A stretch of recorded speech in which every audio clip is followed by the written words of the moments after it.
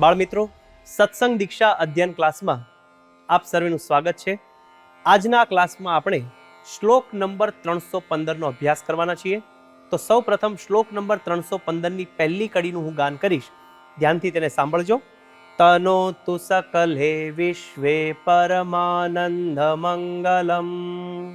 ફરીવાર, તનોતુ સકલે વિશ્વે પરમાનંદ મંગલમ. આ કડીના છૂટા છૂટા શબ્દો જોઈએ.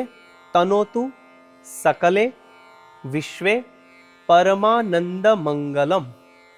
છેલ્લો શબ્દ છે પરમાનંદ મંગલમ. એમાં છૂટા છૂટા 3 શબ્દ સમાયેલા છે, પરમ, આનંદ, મંગલમ. આખી કડી સમૂહમાં 2 વાર ગાન કરીએ. તનોતુ સકલે વિશ્વે પરમાનંદ મંગલમ. ફરીવાર, તનોતુ સકલે વિશ્વે પરમાનંદ મંગલમ. હવે શ્લોકની બીજી કડી જોઈએ, ધ્યાનથી તેને સાંભળજો. સ્વામિનારાયણ સાક્ષાદક્ષર પુરુષોત્તમ.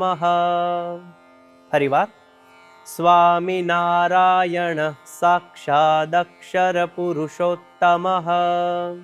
આ કડીના છૂટા છૂટા શબ્દો જોઈએ.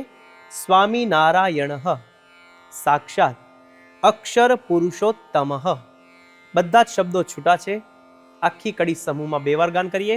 સ્વામિનારાયણ સાક્ષાદક્ષર પુરુષોત્તમ.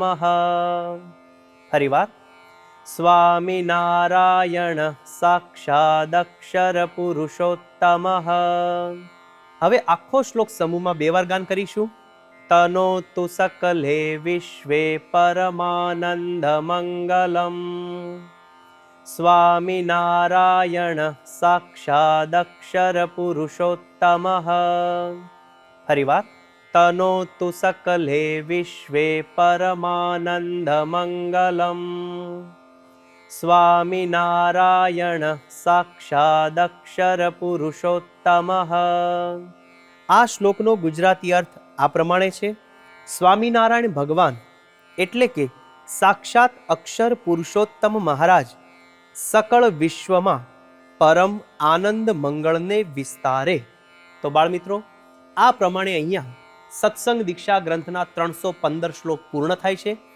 આપણે સૌ બાળકો મહંત સ્વામી મહારાજના સંકલ્પ સત્સંગ દીક્ષા મુખપાઠ યજ્ઞમાં યાહોમ થઈએ અને સ્વામી બાપાને રાજી કરવા માટે વહેલી તકે આ સત્સંગ દીક્ષાના 315 શ્લોક મુખપાઠ કરી અને મિશન રાજીપો લેવા માટે તત્પર રહીએ. સર્વે બાળકોને જય સ્વામિનારાયણ.